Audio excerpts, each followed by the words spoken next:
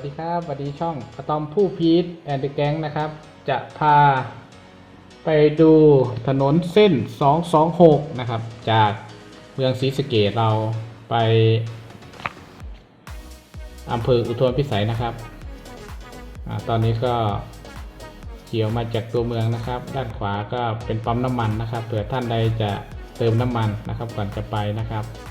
ตอนนี้เรามาติดไฟแดงที่3แยกบ้านขุซอดนะครับที่เราเคยทำคลิปไปรับน้องอะตอมไปเรียนหนังสือนะครับเดี๋ยวเรารอไฟเขียวเดี๋ยวเราไปต่อกันเลยครับโซนด้านนี้นะครับก็จะเป็นทางทิศตะวันตกของอำเภอเมืองศรีสะเกษเรานะครับก็จะเห็นว่ามีบิ๊กซีนะครับด้านซ้ายมือขี่ดูเรื่อยๆเลยครับ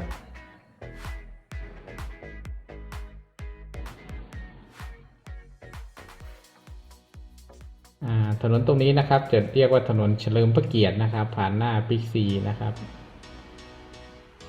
บิ๊กด้านซ้ายจะเป็นบิ๊กซีถนนตรงนี้นะครับจะเป็น4เลนจะเป็น6เลนนะครับ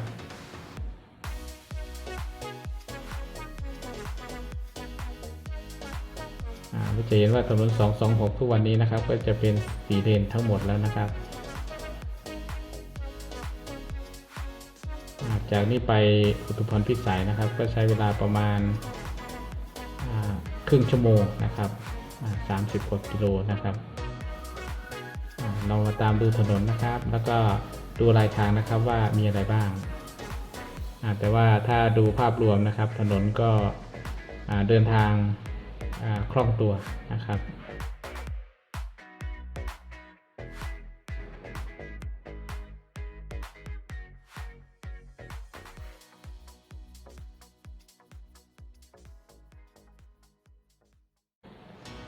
เราจะมาดูจุดด้านซ้ายนะครับก็จะมีที่ขายอุปกรณ์นะครับก็ถือว่าใหญ่ต้นๆของศรีสะเกษเรานะครับก็จะเป็นโฮมวันนะครับขายอุปกรณ์สร้างบ้านนะครับเฟอร์นิเจอร์นะครับหรือเครื่องใช้ไฟฟ้านะครับส่วนด้านขวาบริเวณนี้ก็จะเป็นชุมชนของเศรษฐกิจน้ำเก้านะครับโรงเรียนเศรษฐกิจน้ำเก้านะครับโซนด้านนี้ก็ถือว่าเป็นแหล่งลงทุนนะครับอีกจุดหนึ่งนะครับก็จะเห็นว่าจะมีหอพักมีหมู่บ้านนะครับผุดขึ้นมาตามลำดับนะครับแล้วก็มีโรงแรมมีรีสอร์ทนะครับก็ไปจนถึง3แยกพืชสวนนะครับ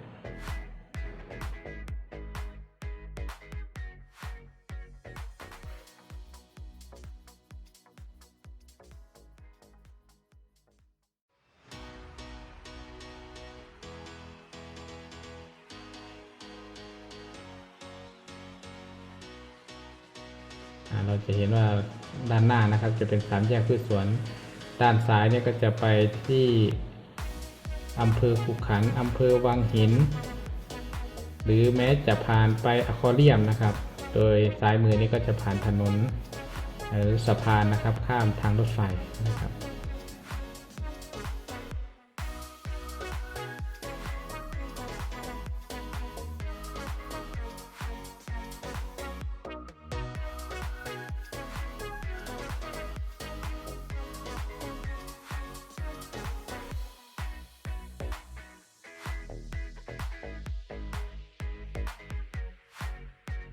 ถ้าหากตรงไปเนี่ยเราก็จะไปอุทุมพรราศีสไลด์บึงบูรศรีรัตนบุรีนะครับโพธิ์ศรีสุวรรณหรือแม้ออกทางเส้น226ก็ไปสุรินทร์บุรีรัมย์นะครับตัวนี้ก็เป็นถนนเส้นหลักละแวกแถวละแวก3แยกพืชสวนนะครับก็ถือว่าการจราจรก็ยังคล่องตัว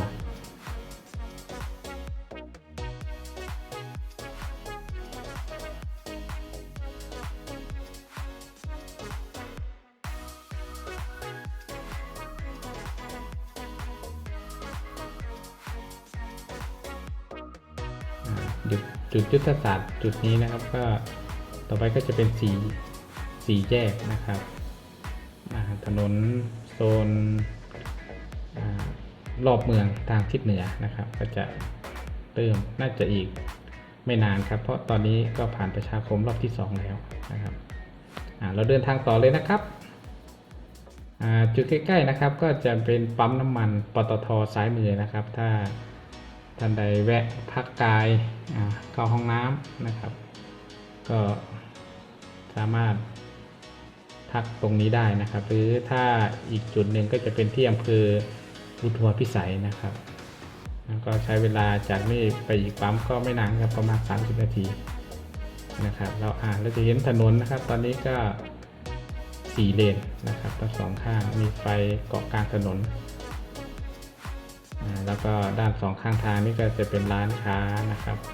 อาคารพาณิชย์เกิดขึ้นนะครับ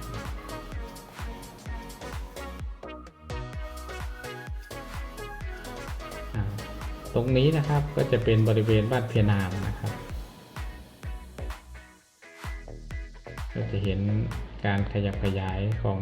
หมู่บ้านนะครับเริ่มเป็นอาคารพาณิชย์เกิดขึ้นนะครับแล้วก็มีร้านค้าเกิดขึ้นรายทางนะครับก็ถือว่าก็เริ่มพัฒนานะครับก็ถือว่าเป็นเส้นเศรษฐกิจอีกเส้นหนึ่งนะครับที่จะขยับขยายนะครับ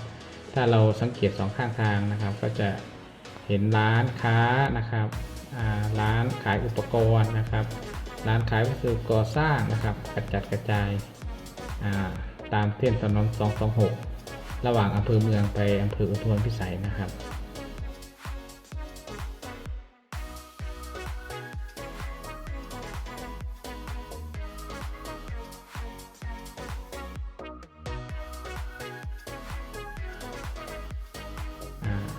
นอกจากเดินทางนะครับ2 ข้างทางนี้ก็มีที่ท่องเที่ยวนะครับสามารถพักแวะพักรถนะครับด้านขวาข้างหน้าครับก็จะเป็นวัดสักกำแพงน้อยนะครับวันนี้นะครับที่เราจะไปก็คือเราจะไปวัดสักกำแพงใหญ่นะครับที่จัดงานประจำปีทุกช่วงเดือน3หรือช่วงเดือนมาฆบูชานะครับส่วนวัดสักกำแพงน้อยนะครับก็จะมีความสำคัญนะครับเพราะว่าศรีสะเกษเราเนี่ยก็จะเป็นแหล่งน้ำศักดิ์สิทธิ์นะครับตั้งอยู่วัดสักกำแพงน้อยนะครับก็จะเป็นปรางกู่นะครับที่ท่านใดมาเที่ยวนะครับมาเยือนถิ่นอารยธรรมขอมนะครับที่อยู่ข้างๆถนนเส้น226นะครับก็สามารถแวะได้นะครับเราจะเห็นว่า2 ข้างทางนะครับตอนนี้ก็จะมีขายของฝากนะครับพวกหอมกระเทียมนะครับหรือเครื่องจักสานไม้กวาดซูมหรืออุปกรณ์ทางการเกษตรนะครับท่านใดถ้ามาแวะศรีสะเกษนะครับก็สามารถหรือว่าซื้อเป็นของฝากนะครับได้นะครับหรือว่าเป็นร้านค้าท้องถิ่นที่ให้บริการกับนักท่องเที่ยวช่วงเดินทางหรือช่วงเทศกาลนะครับก็จะเห็นว่าร้านขายของฝากนี่ครับก็จะอยู่รายทางนะครับระหว่างจนถึงบ้านทุ่งสว่างนะครับก็จะเห็นเรื่อยๆนะครับเราดูถนนโซนนี้นะครับก็4 เลนนะครับก็ถือว่ายังคล่องตัว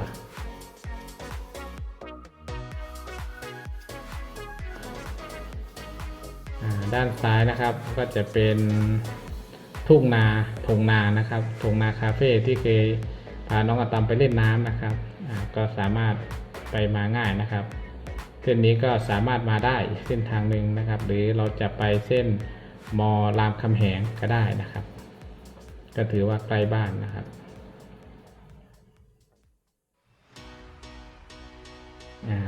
2 ข้างทางก็ยังขายของฝากอยู่นะครับตอนนี้ยังไม่ถึงบ้านทุ่งสว่าง นะครับถนนก็ถือว่า4 เลนคล่องสภาพคล่องนะครับ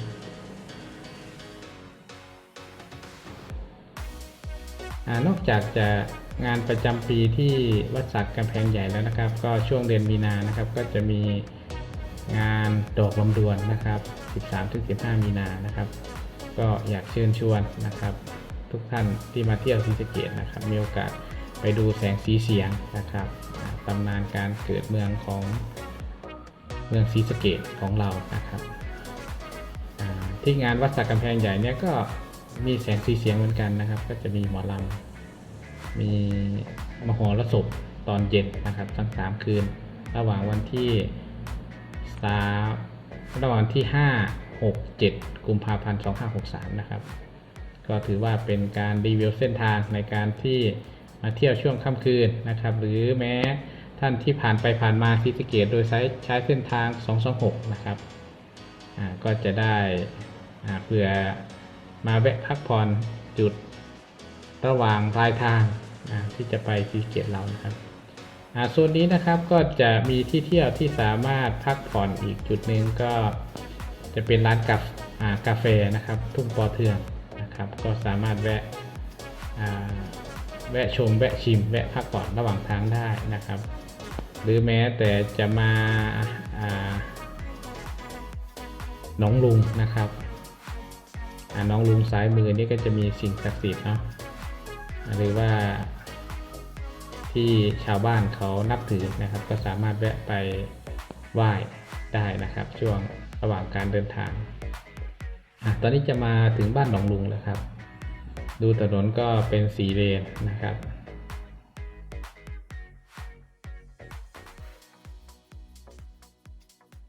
จะเห็นว่าเราขี่มาระยะหนึ่งนะครับก็ถนนยังโล่งนะครับเป็นช่วงเย็นๆถนนยังโล่งไปมาก็สะดวกนะครับ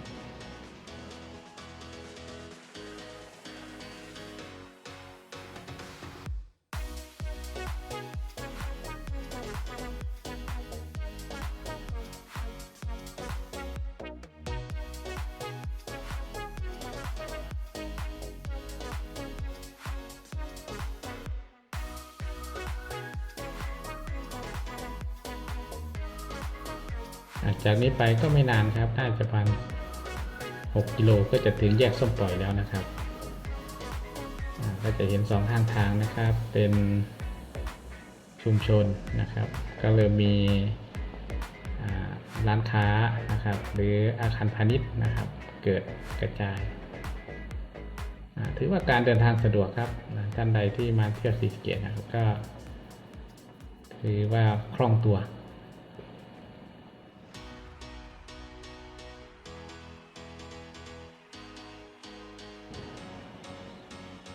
อีกไม่นานนะครับก็ถึง4 แยกส้มปอยนะครับก็จุดนี้นะครับก็สามารถแวะรับประทานกาแฟหรืออาหารได้นะครับก็จะมีร้านกาแฟรายทาง 3-4 จุดนะครับแล้วก็รีสอร์ทนะครับก็คือว่าแยกส้มปอยเนี่ยก็สามารถหาที่พักผ่อนได้ระดับหนึ่งสำหรับท่านเดินทางไกลนะครับ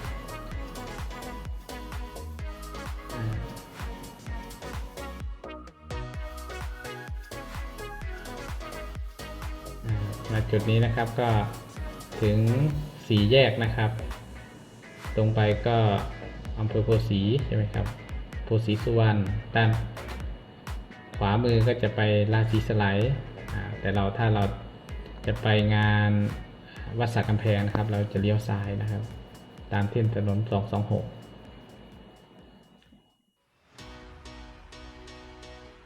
จะเห็นว่าต้องระยะทางตัวนี้ก็ไม่นานนะครับเดินทางจากตัวเมืองศรีสะเกษเพื่อจะมาเที่ยวนะครับมาไหว้นะครับการมาเที่ยววัดสักกำแพงใหญ่นะก็จะมีไฮไลท์อยู่นะครับหนึ่งก็คือดูปราสาทสักกำแพงใหญ่นะครับหรือว่านมัสการหลวงปู่เครื่องนะครับไปไหว้ท่านตัวนี้ถือว่ามาวัดสักกำแพงใหญ่ต้องจะได้มาถึงเนาะนะครับแล้วก็เดี๋ยวก็จะเป็นในงานบุญนะครับที่จัดนะครับก็จะมีการทำบุญนะครับหรือว่าไหว้พ ระธาตุนาคปกนะครับก็เชิญชวนนะครับ